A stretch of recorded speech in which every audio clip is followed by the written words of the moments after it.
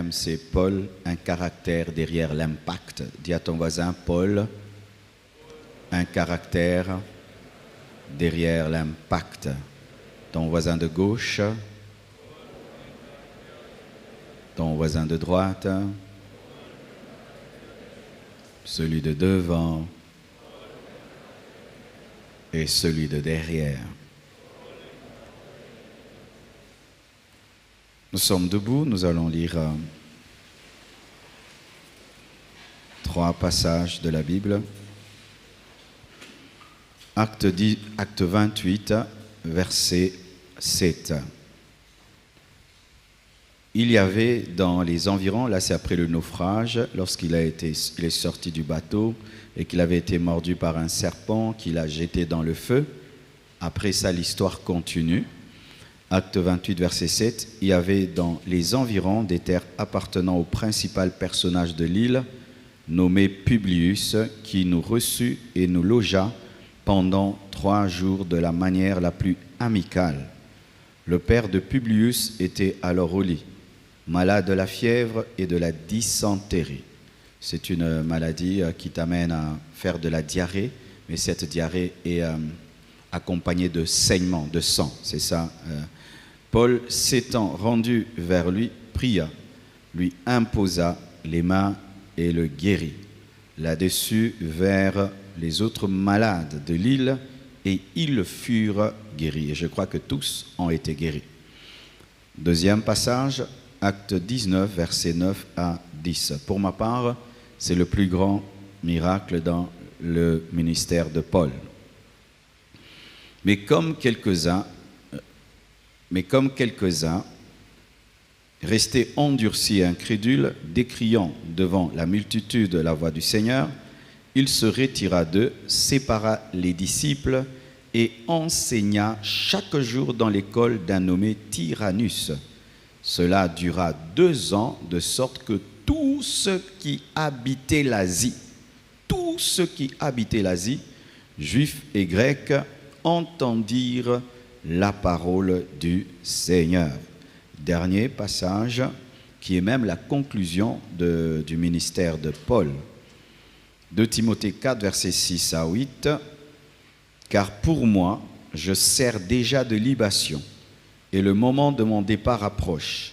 J'ai combattu le bon combat, j'ai achevé la course, j'ai gardé la foi. Désormais la couronne de justice m'est réservée.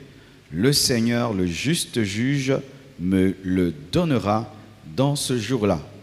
Et non seulement à moi, mais encore à tous ceux qui auront aimé son avènement. Asseyez-vous, s'il vous plaît.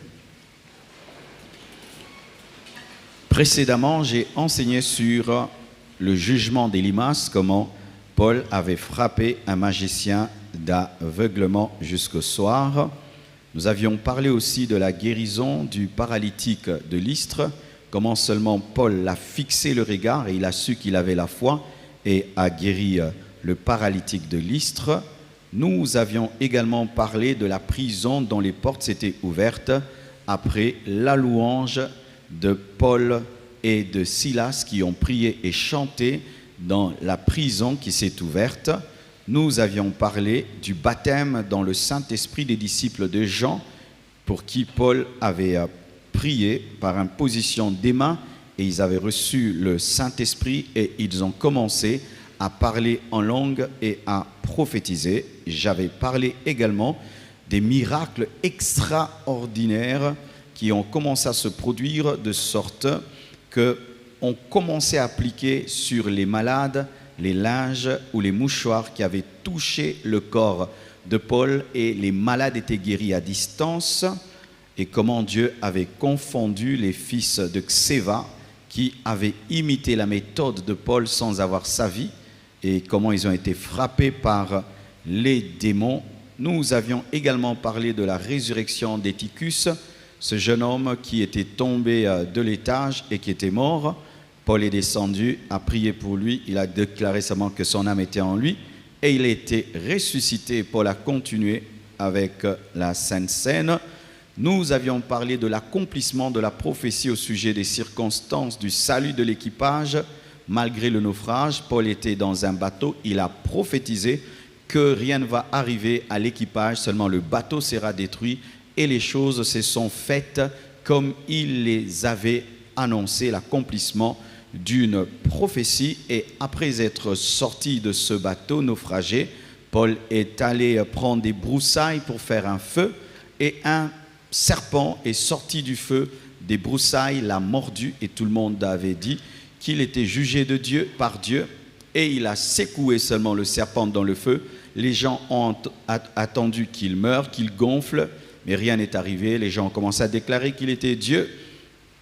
Et c'est comme ça que Dieu a démontré sa puissance. Lorsqu'il est sorti de ce naufrage et qu'il a jeté le serpent dans le feu, voici la continuité de l'histoire. Qu'est-ce qui est arrivé? C'est que Paul avait été reçu par l'homme le plus important de l'île. C'était le personnage principal de l'île, donc l'homme le plus riche, l'homme le plus élevé avait reçu Paul chez lui à la maison pendant 3 jours. Et lorsque Paul est allé chez Publius, il a trouvé que son père qui habitait chez Publius était malade. Il avait la fièvre et la dysenterie et Paul a imposé les mains sur cet homme, et l'a guéri. Et lorsque les gens ont entendu que le père de l'homme le plus riche de l'île était guéri par l'imposition des mains d'un naufragé, alors tous les malades sont venus vers Paul, donc dans la maison de Publius, et c'est comme ça que Paul les a tous guéris et un puissant réveil a été déclenché dans cette île. Qu'est-ce que nous pouvons tirer de cette première histoire? Vous êtes là? Alors voici, c'est que Paul a été reçu. On lui a donné à manger, on lui a donné un lit. Pendant 3 jours, il était dans le confort. Il vivait chez un riche, donc il avait la vie d'un riche. Parce que la Bible dit qu'il a été reçu amicalement. Mais nous voyons que Paul était dans un principe de donnant-donnant. Alléluia. Et ça, c'est un enseignement important pour les hommes de Dieu. Lorsque tu vas quelque part et on te reçoit bien, tu es au petit soin, tu veux une voiture, on te donne la voiture, tu veux manger, on prépare pour toi. Toi, tu ne fais rien, tu vis seulement. Ça arrive souvent dans le ministère, à cause de l'onction de la grâce de Dieu. On peut te traiter au-delà même de ta famille. Tu n'as jamais été traité comme ça. J'ai vécu de telles choses. Chez vous à la maison, vous menez une vie normale. Mais une maman voit comment Dieu t'utilise. Elle t'invite chez elle à la maison pour faire une retraite.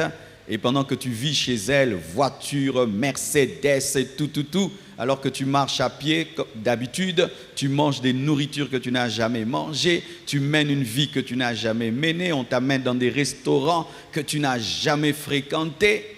Et souvent, nous tombons dans le piège d'être là en train de recevoir. Tu attends manger encore, tu attends la voiture, tu attends qu'on prenne soin de toi. Non, non. Lorsque on prend soin de toi, tu dois prendre soin des autres. Les apôtres avaient ce principe, c'est que lorsqu'on leur donnait le matériel, ils devaient donner le spirituel. Lorsqu'ils étaient reçus dans une maison, ils devaient régler le problème qu'il y avait dans la maison. Tu es reçu dans une famille, tous les jours, nourriture, argent de poche et tout. Tu vis quelque part, on résout tes problèmes. Est-ce que tu résous les problèmes de cette famille? C'est pourquoi on te chasse et tu quittes sans la gloire. Et oui, on te chassera. Bientôt, tu seras chassé. Ah, je vous dis la vérité, hein? Tu seras chassé. Comment tu peux être un oint de Dieu? Tu habites dans une famille, aucun problème n'est solutionné. Tu es inutile, digne d'être jeté. Et c'est bien qu'on te jette, comme ça tu vas bien chercher Dieu. Le sel, lorsqu'on le met dans un plat, il transforme le plat. Mais toi, tu habites dans une famille, une maison. Tu bénéficies du matériel des gens, mais ils ne sont pas impactés.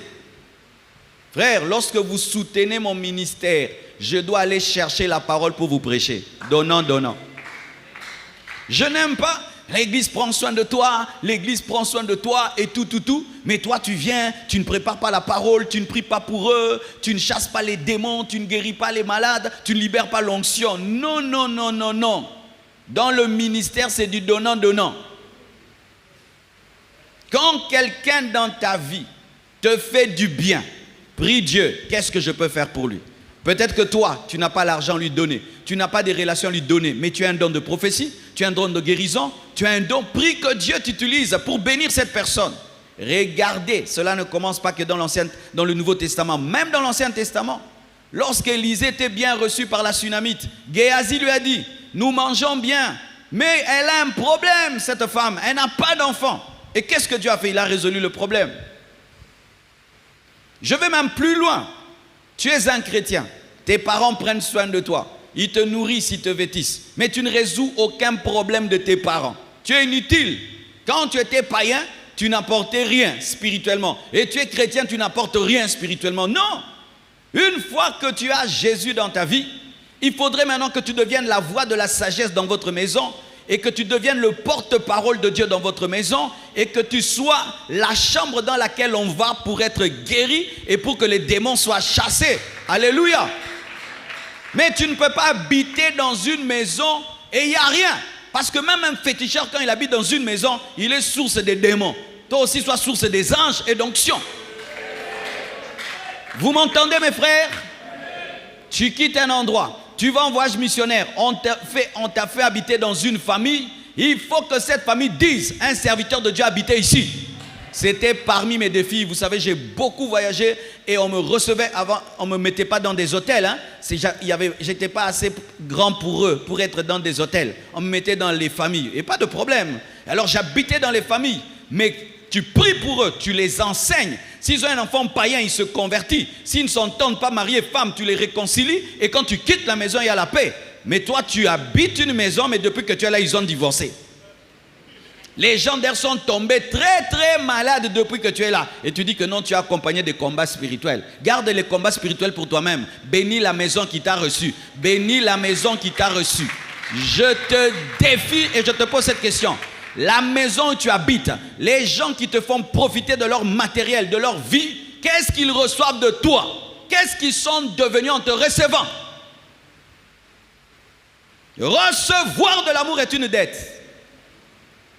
Recevoir de l'amour est une dette. C'est pourquoi vous allez remarquer que les apôtres, chaque fois qu'ils allaient en un lieu, ils devaient amener la puissance de Dieu. Reçu par Publius, qui ne le connaît pas, seulement parce que c'est un naufragé. Mais Paul résout le problème. Son père, qu'il aimait beaucoup, était malade et il lui impose les mains. Mais cet homme avait une maladie dangereuse parce que lorsque quelqu'un souffre de dysenterie, et en ce temps-là, la médecine n'était pas très élevée, il n'y avait pas des vaccins, tout le reste, Paul ose mettre sa vie en danger pour quelqu'un qui a mis sa vie en danger. Pourquoi? Parce que quand tu reçois un étranger, tu ne sais pas qui tu reçois. Et ainsi, Publius a mis sa vie en danger en exerçant l'hospitalité envers un étranger. Et Paul aussi a mis sa vie en danger en osant imposer les mains à quelqu'un qui avait la fièvre et la dysenterie. C'est dire quoi? Tu dois aimer comme on t'aime. Tu dois aimer comme on t'aime. Tu habites quelque part, ils ne te connaissent pas. Tu n'es pas de leur famille. Tu n'es même pas leur enfant. Ils te nourrissent, ils t'habillent, ils te payent l'eau, l'électricité, maison, voiture. Mais eux sont à 100% dans l'amour qu'ils ont pour toi. Mais toi, tu es un profiteur. Un profiteur. Un profiteur. Un profiteur. Oui, profiteur que tu es, au point où des fois tu achètes ton pain et tu le manges dans la chambre tout seul. Mais eux, quand ils font le pain, tu manges même les œufs. Oh, cassonité. C'est pourquoi malgré ton onction, tu n'es pas respecté, on te critique dans la chambre. Un ouin glouton, un ouin insensible, un ouin qui casse les lits, mais rien n'arrive dans la maison. Et quand tu es béni dans cette maison-là, tu ne fais pas profiter cette maison-là. Donne-moi la main que je te donne la sagesse de la vie. Ce n'est pas parce qu'on prend soin de toi que tu ne dois pas participer. Paul n'avait aucune participation matérielle, c'est pourquoi il a participé par l'onction. Mais s'il avait l'argent, il pouvait même participer. Si tu vis dans une famille, on te nourrit un jour, Dieu te permet d'avoir un $200. Va même dans un supermarché, achète du pain, des œufs et donne à la maman. Ça va te faire respecter. Comme tu n'as pas la capacité de guérir, hein, participe même dans la cuisine. Je te dis la vérité. Si toi, tu ne donnes ni prophétie, ni miracle, participe même financièrement, qu'on voie aussi que ton Dieu donne les œufs. Je sais ce que je dis. Frère, il y a un temps dans ta vie, tu seras au torrent de Kérit. Et le torrent de Kérit, il doit faire 1 année. Tu risques de quitter le torrent de Kérit après 1 mois, mais la veuve de Sarepta n'est pas prête pour te recevoir. Donc pendant un temps, tu seras non connecté par rapport au plan de Dieu. C'est pourquoi tu souffres. Parce que le torrent de Kérit a tari avant le temps, parce que toi, tu ne bénis pas le torrent. Tout ça, je n'ai pas préparé. Hein. Ça vient ici parce qu'il y a quelqu'un qui est comme ça. Tu es un ouin inutile. Un ouin très inutile. Très inutile. D'ailleurs, les païens sont plus utiles que toi. Un ouin, quand l'eau part, lui ne va pas participer pour puiser l'eau. Quand il y a coupure d'électricité, il ne peut même pas acheter une bougie. Il ne prie même pas pour la famille. Il n'enseigne pas. Il ne prêche pas. Il ne contribue pas. Tu sers à quoi? Qu'on te chasse. Qu'on te chasse. Chassez ce ouin-là qui habite chez vous, là, qui est inutile. Hein? Il est digne d'être coupé et d'être jeté. Chassez-le. Chassez-le. Si tu te donnes comme défi et standard, chaque fois que j'habiterai une maison, il faut qu'il y ait des miracles, des prodiges, des prophéties. Il faut que cette famille puisse témoigner qu'il y avait les traces du feu, les traces de la prière et de l'onction. Dieu le fera dans ta vie, de sorte que tu diras, je vais partir. On va dire, ne pars pas, reste ici. Et même on te donnera ta maison dans la maison. Oh, je sais ce que je dis. Il y a des endroits où on est parti, on voulait partir, on nous a dit, reste ici. Pourquoi? Tu deviens leur Joseph. Tout ce que tu touches prospère. Et ils commencent à t'amener leurs amis, leurs frères et sœurs dans leur maison et tu prends contrôle de la maison par la bénédiction. Alléluia! Est-ce que tu as de l'impact dans votre maison, de l'impact dans votre famille, de l'impact dans cette maison qui t'a reçu, de l'impact? Car des fois même, tu peux être invité dans un voyage missionnaire. C'est par l'impact que tu as dans cette maison que l'église qui te reçoit te respectera. Imagine, je reçois un missionnaire, je le mets dans une famille et cette famille a des problèmes. Il y a un malade là-bas, ils ne s'entendent pas et le missionnaire habite là-bas et la famille est réconciliée. Il y a des miracles et des prodiges. Par le témoignage que je reçois dans cette maison, je peux dire au missionnaire, viens prêcher dimanche. Alléluia. Mais quand tu habites là-bas, j'entends qu'il y a encore plus et plus et plus de problèmes, même au culte matinal, au Simbali Sangoute. Donne-moi la main, hein? Dis à ton voisin, tu dois impacter. Dis, tu dois impacter. Ne sois pas inutile. Paul était utile. Et dites 3 jours. Dites 3 jours. Il n'a pas été reçu pendant 1 mois, ni 3 semaines. 3 jours, il a impacté. Pourquoi? C'était un système en lui. Mais toi, ça fait 30 ans, ça fait 10 ans, ça fait 3 ans que tu habites chez vous. Nul est sans effet. Nul est sans effet comme la malédiction sans cause. Ah oui frère, 3 jours, de sorte qu'en 3 jours, toute la ville vient chez Publius. Il n'a jamais vécu ça. Il s'est rendu compte qu'il avait reçu un homme qui est différent. La ville est venue, des malades sont venus à sa porte. Quelque chose que Publius n'a jamais vécu. Il a amené l'extraordinaire. C'est-à-dire que tu entres dans une famille, des choses qui ne sont jamais arrivées. Comment ça arriver? Comment ça arriver? Pourquoi? L'homme de Dieu est là. C'est ça le défi. Mais toi, tu vas habiter là-bas, tu engrosses leur fille. Vraiment, tu engrosses leur fille, tu te réveilles la nuit, là tu fais des choses à un sorcier. Quand tu chasse de cette maison-là, tu commences à regarder dans les douches. Quand tu chasse de cette maison-là, tu voles même l'argent dans la maison où on t'a reçu, loin de Dieu. Tu les divises par des prophéties, tel est sorcier, tel est sorcier. La femme te dit ça, toi tu vas dire ça, et l'homme te dit ça, et tu divises la famille. C'est pourquoi tu n'as aucun impact. Paul avait un principe de sagesse. Quand il reçoit, il doit donner. Donnant, donnant. Frère, ne vous plaisez jamais à recevoir. Ne soyez jamais en mode recevoir. Et cette famille, Dieu m'a fait grâce, hein. Je suis reçu dans cette famille. Ils ne sont même pas de ma famille. Ah bon? Et tu es seulement content pour ça, quoi. Ils ont des frères et sœurs qui peuvent nourrir, hein. Ils ont des frères et sœurs qui peuvent héberger. Cette chambre-là, beaucoup de gens peuvent habiter. Et toi, tu vis là, tu es béni. Frère, la saison va s'arrêter si tu es inutile. Et je vous dis qu'après des années, si Paul voulait revenir chez Publius, on lui a dit revenir. Pourquoi? Il a laissé des traces. Mais toi, depuis que tu as habité cette maison-là, on prie que tu ne reviennes plus jamais. C'est pourquoi tu téléphones à Zonga, au Zonga Ate, au Tigeloti.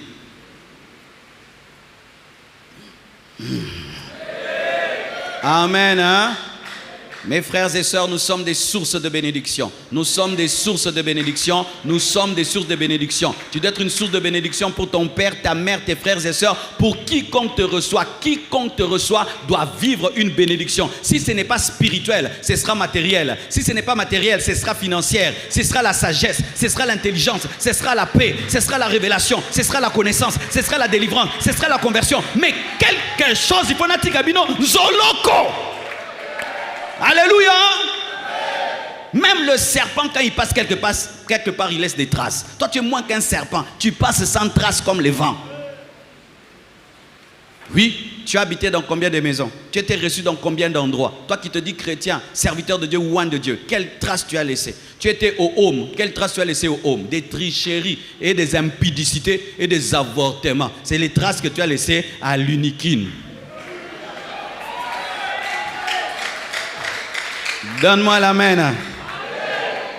Et puis vous allez dire, le pasteur encourage l'impudicité dans les... Frère, ainsi tu vois, Paul n'était pas dans l'esprit de recevoir. Et je vous assure, mes frères, les grands hommes ne se réjouissent pas de recevoir. Quand quelqu'un m'aime beaucoup, moi, ça me dérange. Quand quelqu'un fait trop de bien pour moi, moi, ça me dérange. J'ai toujours été dérangé par des gens qui m'aiment beaucoup et qui me font beaucoup de bien. Je regarde toujours, qu'est-ce que je peux faire en retour? Ce n'est pas que je dois payer, mais c'est ça un principe de grandeur. Les grands n'aiment pas que recevoir. Ils cherchent toujours à faire quelque chose en retour. Toujours quelque chose en retour.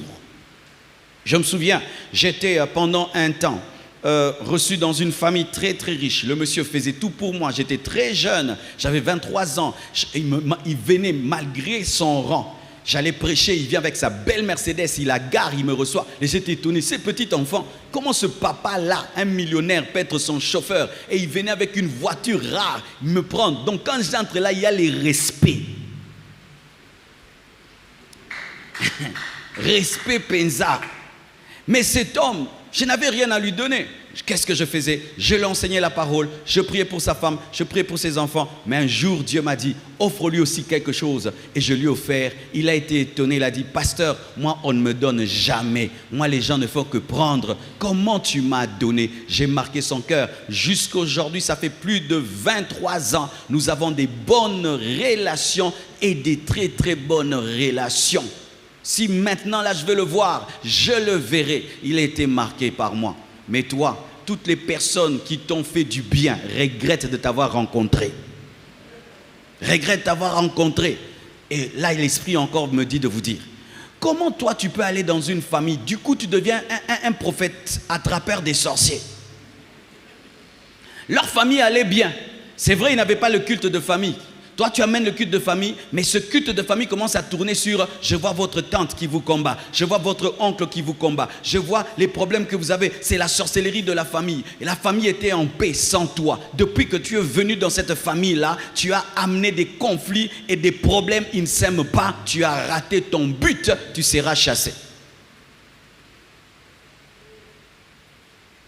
Il est reçu par Publius et il guérit son père. Et son père donc allait mourir. Dieu a permis au travers de Paul de sauver la vie du père de cet homme grand qu'il avait reçu. Et encore.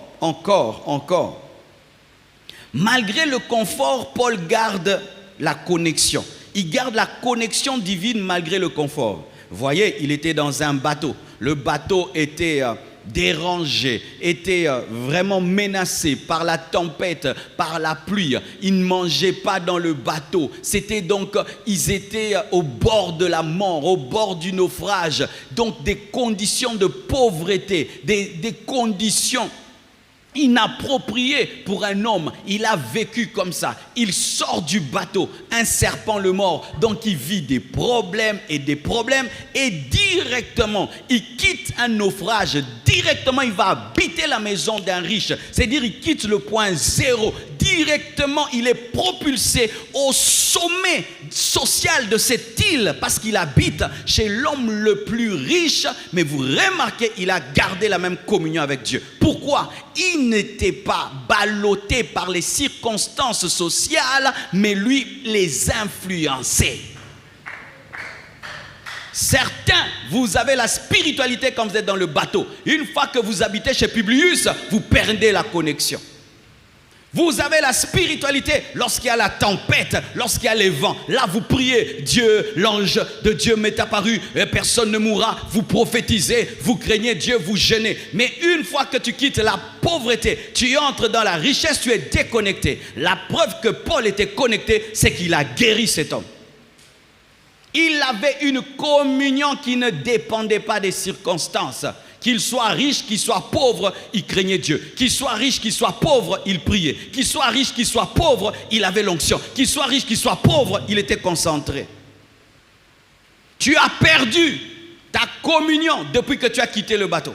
Il fallait que tu demeures dans ce bateau. Dans cette tempête, là tu allais beaucoup jeûner, tu allais beaucoup prier. Depuis que Dieu t'a fait sortir du bateau pauvreté, du bateau célibat, du bateau piéton, du bateau je ne sais quoi, tu es déconnecté. La preuve, tu n'as pas guéri le père de Publius. Dieu regrette t'avoir fait sortir de ce bateau. Parce que ta spiritualité, c'est la spiritualité des pauvres. Tu as la spiritualité du ventre vide. Tu as la spiritualité de marcher à pied des piétons. Tu as la spiritualité des gens qui doivent soupirer pour manger. Tu as la spiritualité des gens sans vêtements. Tu as la spiritualité des gens brisés par la société. Tu as la spiritualité des pauvres. Lorsque tu quitteras ton bateau, est-ce que chez Publius, tu auras l'onction? Lorsque tu quitteras cette condition sociale, est-ce que tu seras toujours connecté? Paul était tellement attaché à Dieu, tellement attaché au ciel, que tous les changements ne faisaient rien. Il dit lui-même qu'il sait vivre dans la richesse et dans la pauvreté. Il sait vivre dans la richesse et il sait vivre dans la pauvreté. Il apporte la vie où on le reçoit. Il garde la connexion malgré le confort. Il n'a pas peur d'attraper la dysenterie. La Bible dit, et il le guérit. Dites, il le guérit. Est-ce qu'on dit que Jésus l'a guéri? On dit que Paul a touché cet homme et il le guérit. Et c'est le Saint-Esprit qui a inspiré le livre d'Actes. Et le Saint-Esprit dit à Luc de ne pas écrire « et Jésus le guérit », mais d'écrire « et Paul le guérit ». Pourquoi? Parce que c'est Jésus qui l'a guéri, mais l'instrument avait connaissance de son pouvoir. La Bible dit, allez purifier les lépreux, allez guérissez les malades. C'est à nous de guérir les malades, c'est à nous de purifier les lépreux, mais c'est Jésus qui les guérit au travers de nous. Mais pour que Dieu guérisse les malades au travers de toi, tu dois croire que tu as le pouvoir de les guérir, alors Dieu les guérira. Quand je prie pour quelqu'un, il est guéri, je l'ai guéri, je t'ai guéri. Mais le médecin, quand il te donne un médicament, il t'a guéri, n'est-ce pas? Mais est-ce que c'est lui qui t'a guéri? C'est le médicament qui t'a guéri. En soi, le médicament, Jésus qui est en moi t'a guéri. Je t'ai guéri, mais ce n'est pas moi, mais c'est Jésus, mais je t'ai guéri. Parce que je pouvais aussi ne pas t'imposer la main. La Bible dit, vous chasserez les démons. Un jour, un homme de Dieu est en train de parler à Dieu. Pendant qu'il parle à Dieu, il y a un démon qui vient, qui commence à déranger la conversation. Et lui, quand il parlait à Dieu, il a dit non, c'est sûr que Dieu va chasser le démon. Le démon avait pris la forme d'un singe et il sautait là. Et puis, il était étonné. Dieu continuait à parler normalement. Mais lui n'entendait plus parce que le démon dérangeait. Il a dit, c'est sûr que Dieu va le chasser. Et Dieu ne le chassait pas et il parlait normalement. Et puis après, il a dit, Dieu, arrête de parler parce que ça fait un temps que je n'entends plus rien. Le démon là me dérange, alors je te prie de le chasser. Et Dieu a dit, non, je ne vais pas le chasser. J'ai dit, je vous donne le pouvoir, c'est à toi de le chasser. Moi je te parle, chasse-le. Et il dit, au nom de Jésus, le démon part et le démon est parti. Frère, il y a depuis longtemps des esprits qui devaient partir, mais ton problème c'est que tu attendais que Dieu les chasse, alors qu'il t'a donné le pouvoir. Lorsque je te donne la clé de ma chambre, tu n'as plus à me demander la clé de ma chambre, tu dois ouvrir ma chambre. Et Dieu t'a donné le pouvoir de guérir les malades, il t'a donné le pouvoir de chasser les démons. Certains problèmes demeurent dans ta vie parce que tu veux qu'ils demeurent, parce que tu ne connais pas que tu as le pouvoir. Et des fois, tu veux ouvrir la chambre avec la clé de la cuisine, alors que la clé de la cuisine n'ouvre pas la chambre. Donne-moi la main, je vais te parler. Ce n'est pas parce que ta clé de contact te permet de démarrer la voiture qu'avec la clé de contact, tu vas ouvrir ta chambre. Chaque clé ouvre une porte et chaque porte à sa clé. Et par rapport aux démons, c'est toi qui dois opérer et les chasser. Dans certains domaines, tu dois prier. Dans certains domaines, tu dois pleurer. Dans certains domaines, tu dois supplier. Mais dans d'autres domaines, tu dois exercer ton autorité et utiliser la clé que Dieu t'a donnée. Donne-moi la main. La Bible dit, ce que vous refuserez sur la terre sera refusé au ciel. Ce que vous accepterez sur la terre sera accepté au ciel. C'est dire quoi? Dans certains domaines, Dieu t'a donné le pouvoir. Tu peux avoir quelqu'un malade chez vous. Dieu ne le guérit pas jusqu'à ce que tu lui imposes les mains. Je vous dis, tu peux avoir un enfant malade à la maison. Il est en train de mourir. Dieu ne le guérira pas jusqu'à ce que tu crois que tu peux dire et puis le guérir. Frères et sœurs, sur 100 miracles de guérison que j'ai vus, 90 miracles, j'avais voulu qu'il soit guéri. Parce que quelqu'un peut venir ici, il est paralytique, je le regarde, et puis je ne fais rien. Il va rentrer paralytique, mais quand je suis touché, j'ose lui arracher la béquille, il est guéri. Je l'ai guéri, mais Jésus l'a guéri au travers de moi. Il y a certaines choses qui durent dans ta vie que Dieu n'enlèvera pas parce qu'il t'a déjà mandaté, il t'a délégué, il t'a délégué, il t'a délégué. Et Paul le guérit, et Paul le guérit. Paul donna ce que Dieu lui avait donné. Il y a des choses qui ne changeront que lorsque tu vas opérer dans ton pouvoir, le pouvoir que Dieu t'a donné, dans le droit que Dieu t'a donné. Pendant que tu dors, tu es dans une prison. Je viens, j'ouvre la prison. Je l'ouvre, mais je laisse la porte fermée. Mais j'enlève le cadenas et la porte est ouvrable, mais elle est fermée. Alors tu viens et tu me dis, ouvre la porte. Je te dis, mais pousse la porte. Tu me dis d'ouvrir, moi je te dis de pousser. Pourquoi? Parce que je l'ai déjà ouverte. Mais c'est à toi de pousser. Mais ton problème, c'est que tu veux que Dieu ouvre et qu'il pousse, alors que tu dois pousser. Jésus a dépouillé les autorités et les dominations, c'est toi qui dois les chasser. Il a déjà, c'est comme dans une guerre, tu es plus fort que moi, mon grand frère à Kangiobo, et il te ligote, me dit donne-lui des coups. C'est à lui de le ligoter, c'est à toi de lui donner des coups. Alléluia. Dieu a ligoté le diable, toi maintenant va le chasser. Jésus l'a vaincu, maintenant donne-lui des coups, pourquoi il est ligoté. Mais ton problème c'est que tu veux que Dieu puisse tout faire, c'est pourquoi il y a des choses qui n'arrivent pas. Il y a des choses pour que Dieu fasse, il n'a pas besoin que tu interviennes, comme le lever du soleil. Il y a des choses pour que Dieu fasse, il n'a pas besoin que tu interviennes, comme réguler les climats et tout le reste. Et même là, tu peux aussi intervenir. Parce qu'il y a des gens qui sont intervenus même en matière de climat. Mais il y a des choses, mon frère, il faut vraiment que tu puisses le faire. Toi-même, tu dois le faire. Et parmi ces choses, il y a la guérison des malades, il y a aussi chasser les démons. Vous avez des malades dans vos maisons parce que vous priez que Dieu les guérisse alors que vous devez les guérir. Il est guéri, il le guérit, il le guérit. Pourquoi? Tu es déjà chargé, tu as déjà l'onction de Dieu. Va toucher, va toucher. Tant que tu n'opères pas dans le pouvoir que Dieu t'a donné, tu ne le vivras pas. Et des fois, au nom de l'humilité, nous disons non, ce n'est pas moi. Mais Dieu dit guérissez les malades. Il a dit ressuscitez les morts. Il dit purifiez les lépreux. Donc si je prie un lépreux purifié, je l'ai purifié. Au sous ce problème. Au pasteur le dit que tout le monde c'est pas malade. Moi ni l'idolâtrie. N'habitez à Suni Mikolo. Alléluia. N'est-ce pas que c'est écrit il est guéri? Alléluia.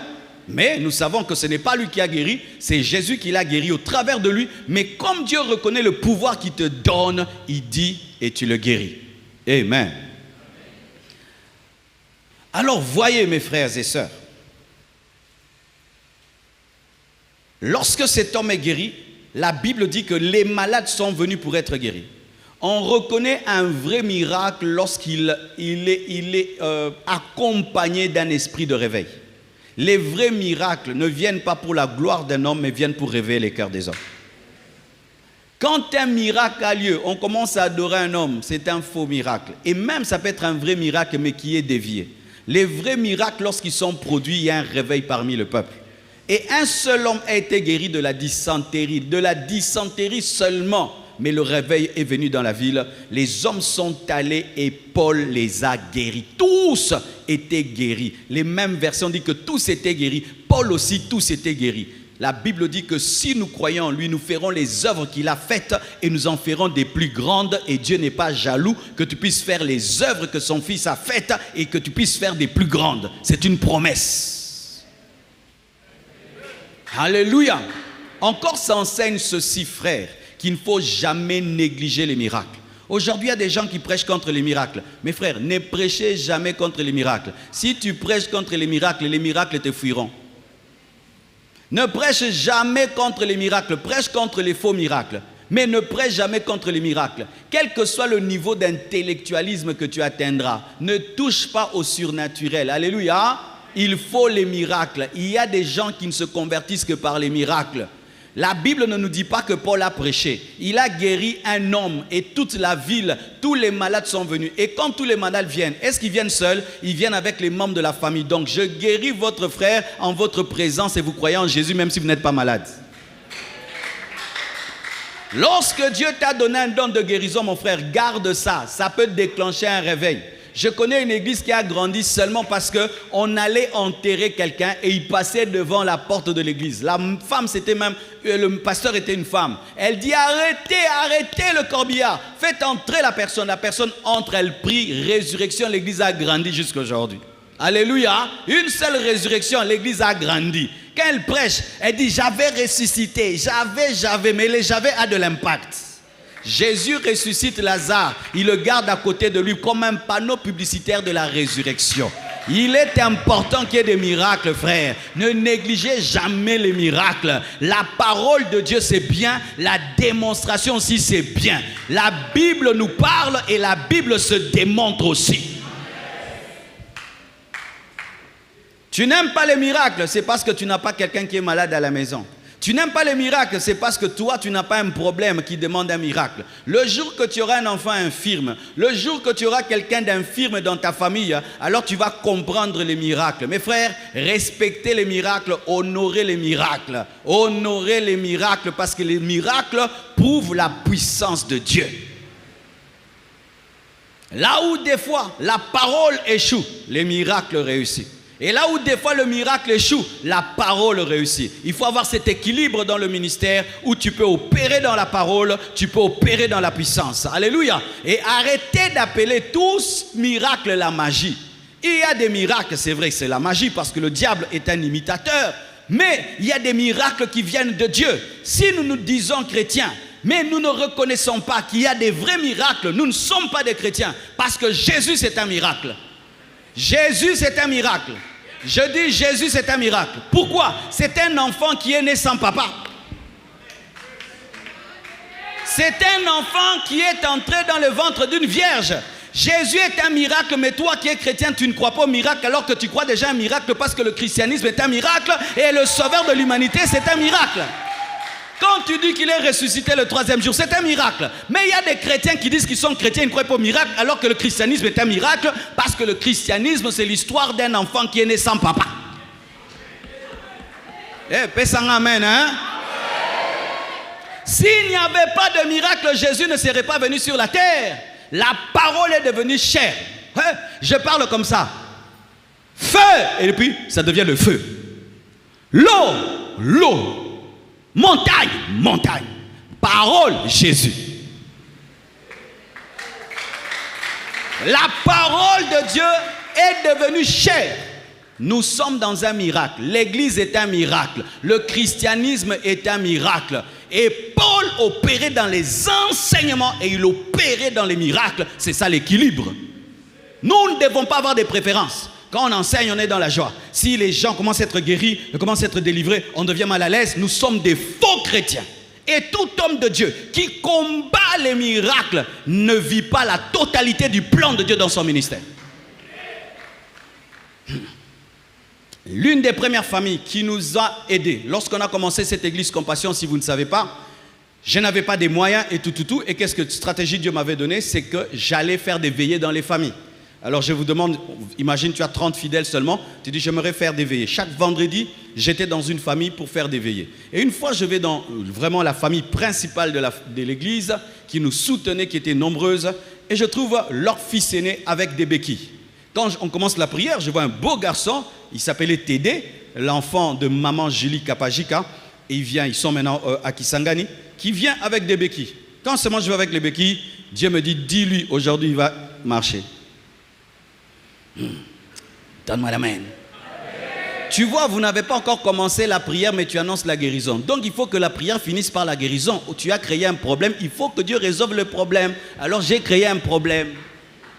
Alors pendant qu'on prie, moi j'ai dit, regardez seulement les garçons là.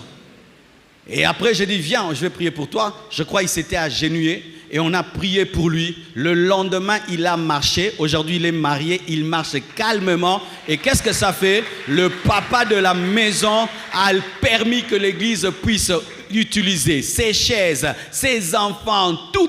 C'était la première famille que Dieu m'avait donnée pour que vous soyez là. Mais qu'est-ce qui a fait ça? L'enfant avait des béquilles, il a jeté les béquilles. Donc, kotambola ya mutazala kina baikinde memabino a. C'est-à-dire que c'est la guérison d'un jeune garçon qui avait des béquilles qui a permis qu'on soit là. Parce que quand ils ont vu la main de Dieu, ils ont cru en ce jeune garçon de 23 ans que j'étais et ils m'ont soutenu. Mais toi, tu négliges les miracles. Parole, parole, parole. Oui, il y a un temps pour la parole, il y a un temps pour la démonstration de la parole. Quand tu prêches le Dieu puissant et quelqu'un est malade là, mais prie pour lui, ose prier. Alléluia. Ton problème, c'est quoi? C'est que tu as peur que ça échoue. Tu ne seras pas le premier à échouer. Donne-moi la main que je te parle.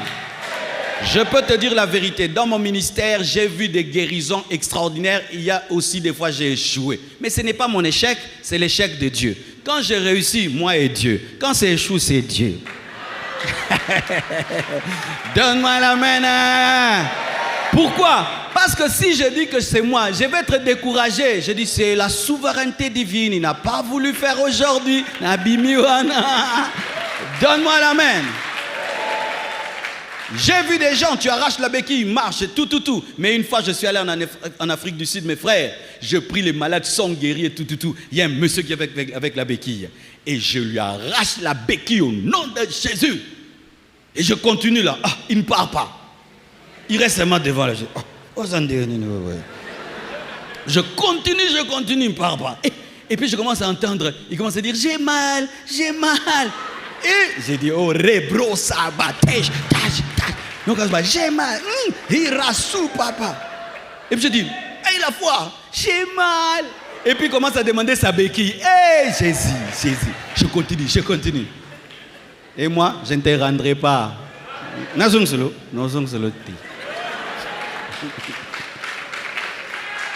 Ngatinda kyo yata no sambele la batu. Yo moko muto yaki. Kuteti la kana lingala ndemieux. Alors je continue, il était là, j'ai mal. Hey, moi je suis ailleurs, non, qui pétait. Mais le diable voulait me distraire. Et puis je demande des témoins, les gens sont guéris, lui il est toujours là, j'ai mal. Et puis on finit la prière, on a bêté Kara. Je suis allé m'asseoir là, puis je suis allé au bureau. Et puis j'ai appelé le pasteur. Ça c'est quel genre de fidèle que tu as là? Il me dit, pasteur, il est toujours comme ça. J'ai dit, oh, tu le connais? Il dit, oui, il n'était pas venu pour marcher. Oh, mais non, il était venu faire quoi? Non, il aime seulement la prière. Hein? Il voulait quoi? Seulement que tu le touches. J'ai dit, ah? Donc il pense que moi je suis des gens qui touchent seulement. Moi j'arrache. Et son pasteur s'est arrangé pour lui rendre sa béquille. Mais moi pas, je ne veux pas te rendre. Pourquoi tu étais venu? Je prie pour les gens, toi tu viens avec ta chaise roulante jusqu'ici. Maintenant tu veux quoi? Quand tu viens avec ça? C'est la provocation? Que je te fasse quoi vraiment? Que je te pose seulement les mains?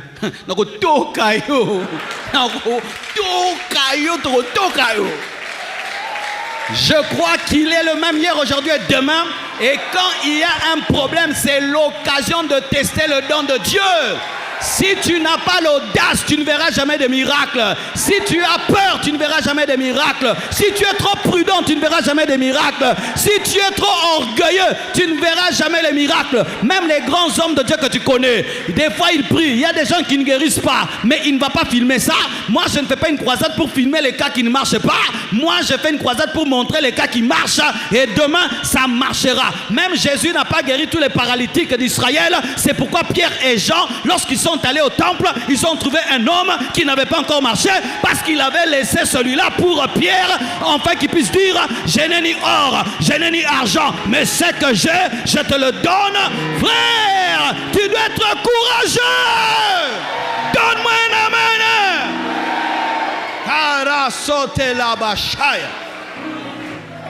Les francophones, nous sommes trop prudents. Nous sommes trop prudents. Un jour, je vais au Botswana, mes frères. Je commence à arracher les paralytiques, les béquilles. Je prie, les gens sont guéris. Écoutez ce que les anglophones disent. Toi, un francophone, tu as l'onction comme ça. Je dis: pourquoi? Il dit: nous, les francophones, ils parlent. Ils ont un bon français. Ton lobby français, trop. Hey, écoute, mon frère, c'est que des fois, tu ne sais pas. Lorsqu'il y a une foule de gens et parmi eux il y a des malades, si seulement tu élèves le nom de Jésus, les miracles auront lieu. Lorsque le Fils de l'homme sera élevé, il attirera tous les hommes vers lui. Lorsqu'il y a une foule devant toi, élève Jésus, présente Jésus, présente ces meurtrissures qui guérissent, présente son nom qui est élevé au-dessus de tout autre nom, présente la croix, présente l'amour de Dieu. Pendant que tu le feras, la foi des hommes va grandir. Et lorsque leur foi va grandir, prie et ordonne, et les miracles se produiront. Tu seras dans l'étonnement. Tu n'as pas besoin d'être Renard Bonke pour faire des miracles. Tu n'as pas besoin d'être T.D. Jakes pour faire des miracles. Tu n'as pas besoin d'être Benny Hinn pour faire des miracles. Tu as besoin d'être chrétien. Tu as besoin d'être disciple de Jésus-Christ. Tu as besoin d'avoir l'onction. Tu as besoin d'avoir le Saint-Esprit. Et si tu as le Saint-Esprit, et si tu as l'onction, les signes, les prodiges et les miracles t'accompagneront. La Bible dit: voici les signes qui accompagneront ceux qui auront cru. Ceux qui auront cru. Si tu crois, tu verras les signes, les prodiges qui confirment que tu as cru. Donne-moi un amen. Alléluia. Alléluia. Oh, rasama la brochata la baba. Oh, gloire à Jésus. Si tu es malade, sois guéri. Sois guéri. Sois guéri. Sois guéri. Sois guéri. Il a dit que la lumière soit et la lumière fut. Et il peut parler à tes cellules. Il peut parler à tes os. Il peut parler à tes muscles. Il peut te vacciner. J'appelle ça la santé divine. Où Dieu te guérit avant que tu ne tombes malade. C'est ce que Paul avait. Il touche quelqu'un qui a la dysenterie, il n'est pas malade. Pourquoi? Il a déjà le vaccin. Il a déjà la santé divine. Le surnaturel est important, mes frères. Si l'Église enlève le surnaturel, nous ne sommes plus l'Église. Comment les magiciens peuvent être davantage magiciens? Les féticheurs davantage féticheurs. Les sorciers davantage sorciers. Mais les chrétiens croient de moins en moins la puissance de Dieu.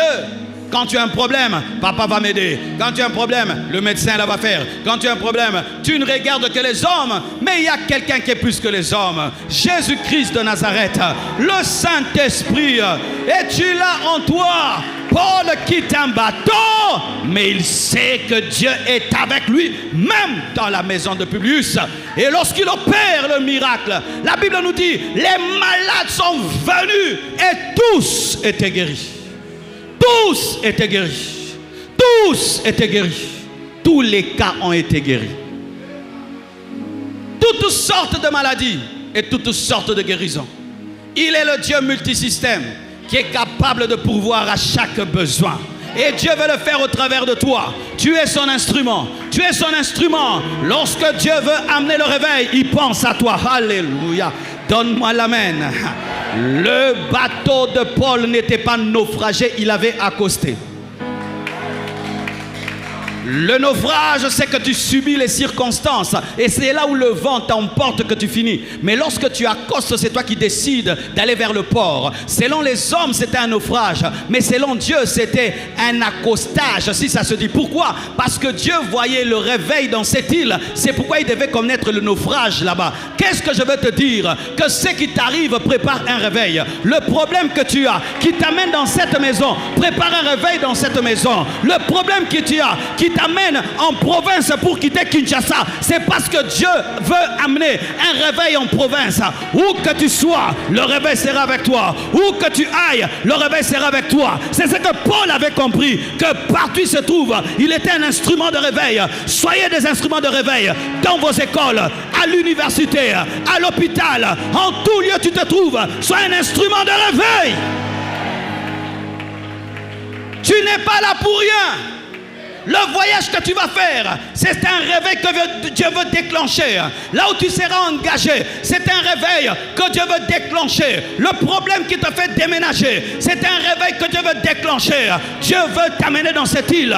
Dieu veut que tu résolves le problème d'un homme, afin que par le problème qui est résolu, d'autres problèmes puissent venir. Donne-moi la main que je te parle. Paul avait la sagesse de comprendre que l'homme est une porte qui conduit vers les hommes. Prends soin du père de Publius et tu auras l'île. Guéris ce malade, tu auras l'hôpital. Guéris ce malade, tu auras l'hôpital. Un jour, mes frères, je suis allé visiter ma mère. Ma mère était très malade. Je suis allé la première fois, je l'ai visitée, je priais pour elle et je suis parti. Ma mère ne guérissait pas. Je suis revenu, elle ne guérissait pas. Et la troisième fois, quatrième fois, je suis arrivé. Ma petite sœur Annette me suit, elle me dit, Marcelo, il faut que tu pries aussi pour la dame qui est à côté de maman.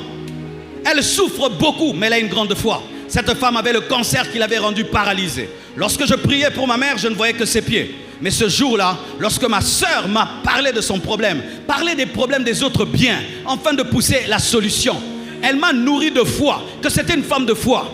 Alors ce jour-là, au lieu de prier que pour ma mère, je suis allé vers l'autre malade et j'ai vu une grande femme, très géante, qui était paralysée comme ça. Et puis, je ne savais pas qu'elle ne marchait pas. Je pensais qu'elle dormait seulement et qu'elle était sous chimiothérapie. Alors je lui ai demandé, elle avait son garde-malade. Est-ce que je peux prier pour toi? Il dit, pas de problème, prie pour moi. Et je prie pour elle et je déclare la guérison. Et puis je suis allé m'asseoir à côté du lit de ma mère. Et entre le lit de ma mère et son lit, il y avait leur rideau vert là, qui mettent là. Alors elle est là-bas, ma mère est de l'autre côté, et nous on est en train de causer de l'autre côté. Tout d'un coup, je vois la dame qui se lève et quitte son lit. Moi, je ne savais pas qu'elle était paralysée. Tu ressusciteras quelqu'un, tu penseras que tu réveilles quelqu'un alors que tu ressuscites quelqu'un. Alors mes frères et sœurs, je vois la maman sortir de son lit et puis commencer à aller vers la toilette. Pour moi, c'était quelque chose de naturel. Quand seulement elle a fait ça, la garde malade est tombée, boum. Je dis, c'est quoi?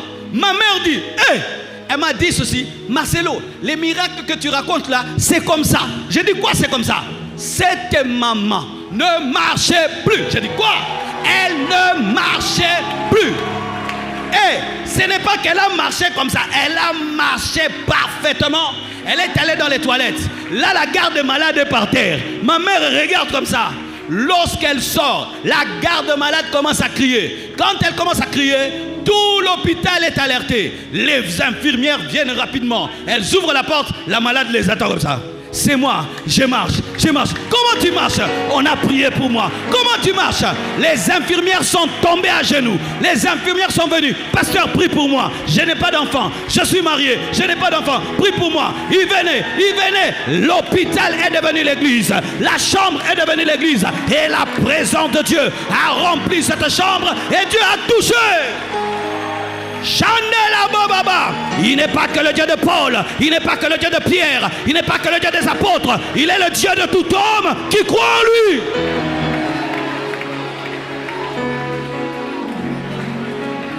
Je l'ai vécu. Il est le même hier, aujourd'hui et demain. Une fois je suis allé dans un pays Je prie pour un malade. Les malades entendent. Ils venaient très tôt matin, 7h du matin. J'entendais de bruit. Qu'est-ce qu'il y a? Les malades de la ville sont venus. Ils ont appris qu'il y a un homme de Dieu dans la ville. Ils ont appris qu'il y a un homme de Dieu qui habite ici. J'ouvre la fenêtre comme ça. Des paralytiques, des aveugles. Et puis je dis Dieu, mais ce n'est pas le lieu de la croisade. La croisade, c'est là-bas. Dieu me dit, je suis dans la maison et je suis dans la croisade. Je suis dans la maison, je suis dans la croisade. Si tu crois que je peux faire ces choses ici, je les ferai. Et je vois la première personne qui vient en train de boiter. Je priais les guéris. L'autre vient boiter, en train de guérir. Et chaque fois qu'il sortait, il disait, je suis guéri. La maison est devenue la croisade. La maison est devenue la croisade. Mes frères et sœurs, l'heure est arrivée pour que nous puissions manifester une autre dimension de Dieu. Frère, l'heure est arrivée.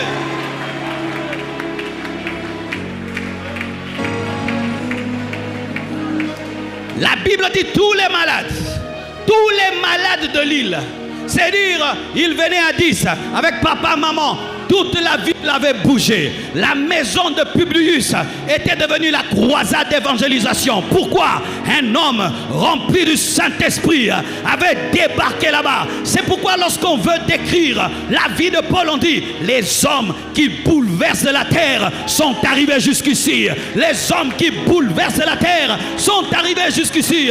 Lorsque tu vas dans une nation, tu dois avoir la vision de bouleverser la nation. De bouleverser la nation. Je me souviens, je suis allé dans un pays, j'ai tenu une croisade. La première dame était aux États-Unis. Elle m'appelle, elle dit, ne quitte pas mon pays. Attends-moi, j'arrive. Elle arrive, elle m'invite au palais présidentiel. J'arrive là, je trouve tout le gouvernement. On me dit, prêche au gouvernement. Et je prêche au gouvernement. Hier, j'ai causé avec elle au téléphone. Elle m'a encore invité en juin pour prêcher la parole. L'onction de Dieu te donnera les hommes qui sont au sommet. L'onction du Saint-Esprit te donnera Publius. L'onction du Saint-Esprit te donnera Publius.